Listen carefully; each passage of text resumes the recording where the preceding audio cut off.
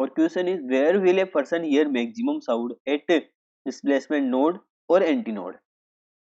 ठीक है, तो नोड के ऊपर उसको मैक्सिमम सुनाई देगा या एंटी नोड पर। ठीक है, तो यहाँ पर अगर मैं बात करूँ साउंड की, ठीक है, तो जो हमारा साउंड होता है, ठीक है, अगर मैं बात करूँ प्रेशर की, अगर प्रेशर जो है साउंड प्रेशर, ठीक है, अगर साउंड के ऊपर जो प्रेशर है वो अगर हमारा मैक्सिमम है, ठीक है, अगर साउंड प्रेशर अगर मैक्सिमम है, ठीक है, यानी कि अगर मैं इसको इंक्रीज करता हूँ साउंड प्रेशर को,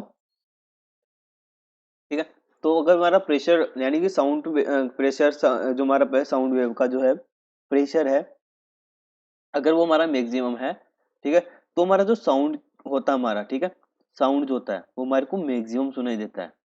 ठीक है, साउंड भी हमारा इंक्रीज होगा। अगर मैं बात करूँ प्रेशर की, अगर वो हमारा मैक्सिमम है तो साउंड भी मैक्सिमम होगा।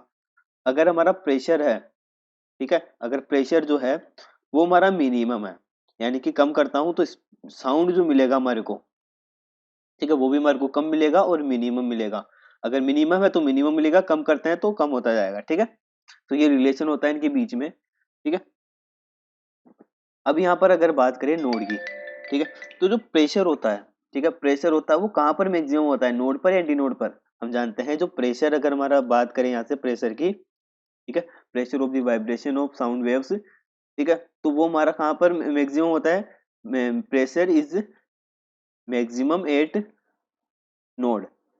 ठीक है, तो नोड पर मैक्सिमम होगा, यानी कि अगर बात करें यहाँ से नोड पर मैक्सिमम है प्रेशर, तो साउंड भी कहाँ पर मैक्सिमम होगा, नोड पर। ठीक है, तो व्यक्ति को, अगर कोई पर्सन है, अगर वो नोड के पास है तो उसको मैक्सिमम साउंड सुनाई देगा।